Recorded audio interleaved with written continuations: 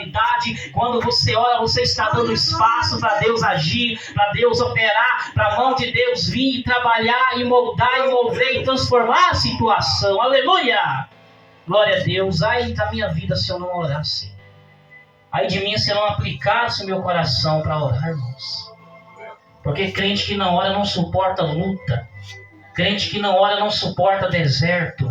Crente que não ora não suporta aprovação. Crente que não ora não suporta vale. Crente que não ora não suporta tempestade. Mas crente que ora suporta luta, suporta deserto, suporta tentação, suporta tempestade. Porque Deus ele fortalece através da nossa vida contínua e diária de oração. Deus não manda dizer para alguém aqui nessa tarde: não para de orar. Insista na sua oração. Insista no seu clamor. Aleluia! Glória a Deus! Quem ora tem resposta. Quem não ora fica sem resposta. Então, meus irmãos, olha aqui, palavra tremenda, né? Não vou ser tão extenso essa tarde, né?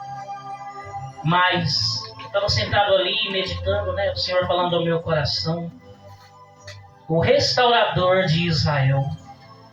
Quando a gente medita o contexto histórico, a gente vai perceber que Israel estava precisando de uma restauração, hein? Principalmente uma restauração espiritual. Porque o povo estava espiritualmente longe, distante de Deus. Como foi falado pelo nosso irmão, por causa do pecado. Por que, pastor Weber? Porque o pecado nos distancia da presença de Deus. O pecado nos esfria, o pecado nos afasta da presença de Deus. Por isso que enquanto estivermos nesse mundo, nós temos que nos esforçar para não pecar contra o nosso Deus. Porque o salário do pecado é a morte. Morte física e principalmente a pior, que é a morte espiritual. É verdade, irmãos? Glória a Deus, aleluia. E o povo de Israel precisava de uma restauração. Tem tanta gente hoje precisando de uma restauração, hein? Restauração na saúde, restauração na vida financeira, restauração na vida espiritual, restauração no casamento, restauração nos filhos, restauração lá na família, restauração com desrespeito à fé, restauração para com a esperança. E quando eu medito a palavra do Senhor, o que eu mais vejo é Deus restaurando vidas. É Jesus restaurando cenários. Porque quando aquela mulher ela toca em Jesus, a mulher hemorrágica, ela recebe a cura da hemorragia e naquele instante ela foi restaurada daquela doença, daquela enfermidade. Quando Jesus, depois de 4 dias, chega até Betânia, ali no túmulo, no cemitério, depois que a pedra havia sido removida, Lázaro veio para fora e naquela hora a palavra de Jesus havia restaurado a vida de Lázaro e ele saiu para fora, perfeitamente saudável, sadio, porque o que Jesus faz não é pelas metades, mas é de uma forma completa. Aleluia! Glória a Deus! Quando Jesus está entrando em Jericó, a palavra fala que tem um cego gritando: Filho de Davi, tem misericórdia de mim. E por causa do clamor do cego, Jesus para. Porque Jesus para quem clama. Jesus para quem ora. Jesus para quem clama. E ele está cego. O que é isso? É uma deficiência. Você não pode permitir com que as suas deficiências venham impedir de clamar a Deus.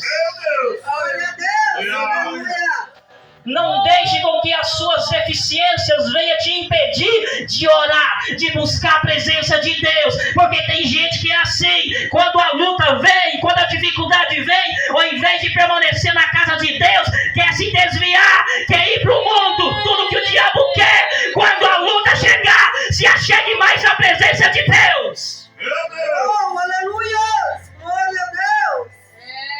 Quando o problema bater na porta da tua casa, bata na porta de Deus. Maravilhoso, Pai. Para que essa porta venha se abrir. Maravilhoso és tu, Pai. Aleluia. Irmãos, devemos sermos perseverantes na nossa oração. Sim, é verdade, Pai. E Jesus restaurou a visão de Bartimeu. Eu imagino que quando Bartimeu ele volta, ou melhor dizendo, ele torna a enxergar, ele enxerga perfeitamente, irmãos. Até o que não era para enxergar, ele estava enxergando agora. Porque quando Deus restaura a sua visão, você passa a enxergar aquilo que antes você não via. Você passa a ver aquilo que antes você não via. Você passa a contemplar aquilo que antes você não via. E Deus me usa nessa tarde para dizer para alguém aqui que Ele vai restaurar a sua visão. Ele vai abrir os seus olhos e você vai enxergar aquilo que até então você não via. Você vai contemplar aquilo que até então você não via, mas tem que clamar. É Deus! Aleluia! Louvado seja o teu nome, Senhor. Glória a Deus, aleluia. Deus está falando de restauração. Deus quer restaurar pessoas aqui nessa noite. Deus quer restaurar vidas aqui nessa tarde. Deus quer restaurar sonhos aqui nessa tarde. Deus quer restaurar alianças aqui nessa tarde.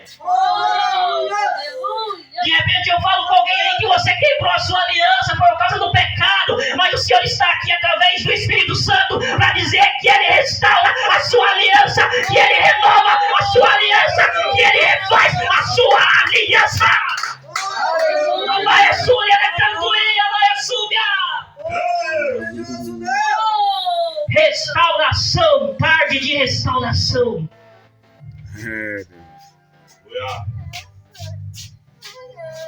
Jó teve a vida dele quase toda destruída. Por que quase toda? É porque ele não morreu. E por que não morreu? Porque Deus coloca limite na nossa provação. Deus coloca limite no nosso sofrimento. Deus coloca limite na nossa dor. E Ele colocou limite na provação de Jó. Deus ele pode até permitir o diabo se levantar contra você, contra os seus filhos, contra a sua casa, contra a sua vida financeira, mas Ele permite dentro de um limite estabelecido. E o diabo não é louco de ultrapassar esse limite estabelecido por Deus.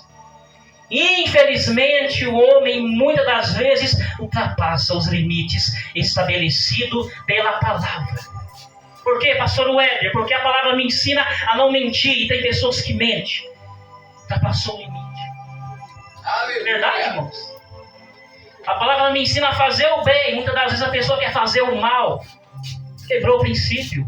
A palavra me ensina a ser dizimista e ofertante. E muitas das vezes a pessoa induzida por uma teologia errada, por um pensamento errado, não quer dizimar, não quer ofertar e está quebrando o princípio, não vai prosperar.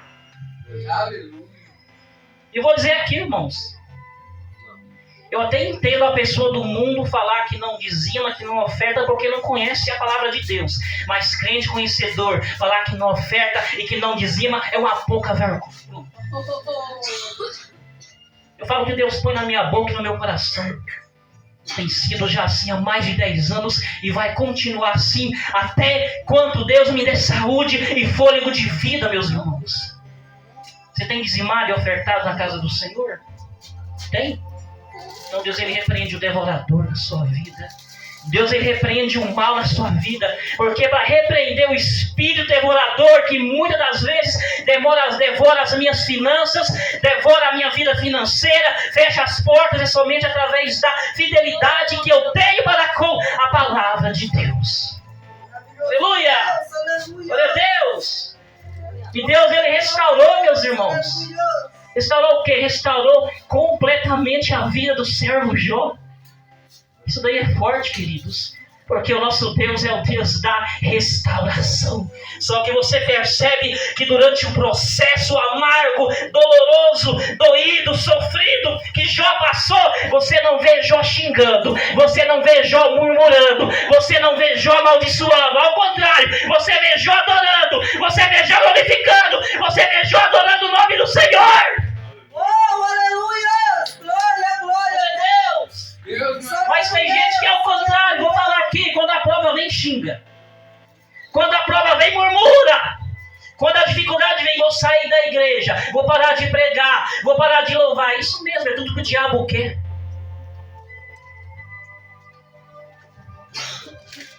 Tem crente, quando o deserto vem, ele pega com a língua.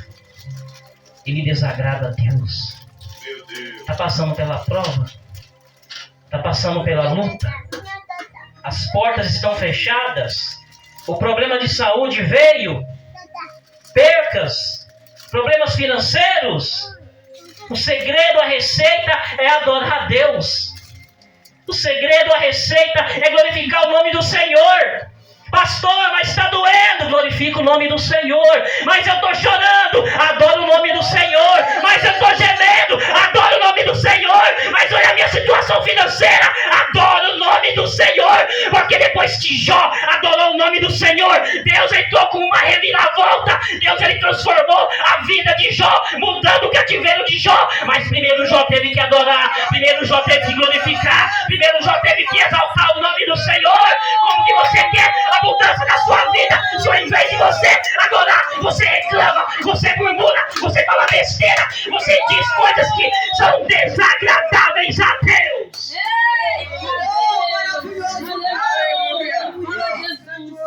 Oh, glória!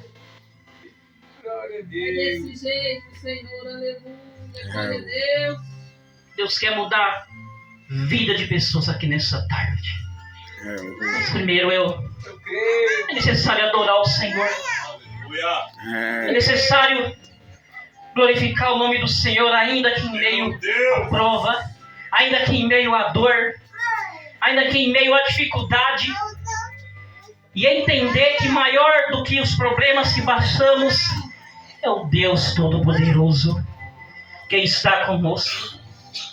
Irmão, maior do que você enfrenta em termos de luta, guerra, demônio e sofrimento é o Deus de Israel. Vou dizer uma coisa aqui para você. Se Deus fosse menor do que eu já passei em termos de luta, em termos de problemas espirituais, eu não estaria aqui nessa tarde pregando para você. Mas como Deus é infinitamente maior do que as lutas que eu já passei, do que os problemas que eu já tive que suportar, do que as adversidades que eu já tive que aguentar, então eu estou aqui para glorificar o nome do Senhor. Na palavra do Senhor está escrito que maior do que aquele que está no mundo é o Deus de Israel que está com cada um de nós. Maior do que aquele que tenta te destruir é o Deus de Israel que está a te proteger. Maior do que aquele que tenta acabar com a sua vida é aquele que está a te proteger, a te guardar, a te livrar. Mas tem que manifestar confiança nesse Deus.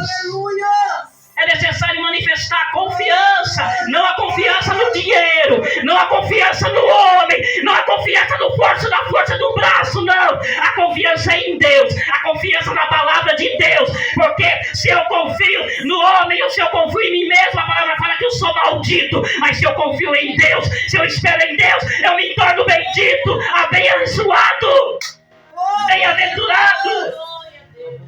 Glória a Deus. Aleluia! Oh, Deus poderoso! Deus de Israel! Outra grande restauração que Deus fez foi na vida de Naamã. E Naamã não era servo de Deus não, irmãos.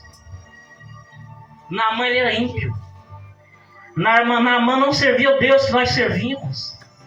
A palavra fala que Naamã, ele era sírio, ele não era israelita. Mas mesmo assim a palavra fala que Deus dava grandes vitórias por intermédio de Naamã, comandante do exército do rei da Síria. E lá na frente Naamã, ele foi curado de lepra. Naamã não era servo de Deus. Em outras palavras, Naamã não era crente. E mesmo assim Deus mudou a vida dele. A gente tem que parar com essa ideia errada de que Deus só muda a vida de crente. Deus muda a vida de quem Ele quer. Deus muda a vida de quem Ele quer. Basta apenas manifestar a fé. Oh, aleluia! Aleluia, glórias a Deus. Porque tem gente que é assim, né? Deus só muda a vida do crente, Deus só muda a vida daquele que está na igreja. Não, se Deus quiser mudar, Ele muda a vida daquele que está na igreja e traz ele para a igreja. Deus, Ele muda a vida daquele que está lá de fora, a vida daquele que está lá no mundo e traz para a presença dEle. Deus muda a vida de quem Ele quer, de quem manifesta a fé nele, de quem crê na palavra dEle, de quem confia nele. É Deus! Aleluia! E Deus trouxe uma mudança extraordinária, uma restauração grandiosa na vida de Naamã, curando Naamã de lepra. Mas ele teve que crer, ele teve que obedecer a direção do profeta, a direção do homem de Deus. Tem gente que não vence, tem gente que não prospera, tem gente que não é curado porque é desobediente à instrução do homem de Deus, porque é desobediente à orientação dada pelo homem de Deus, pelo profeta, pelo pastor, pelo pregador. Então, irmãos, essas são as palavras nessa tarde.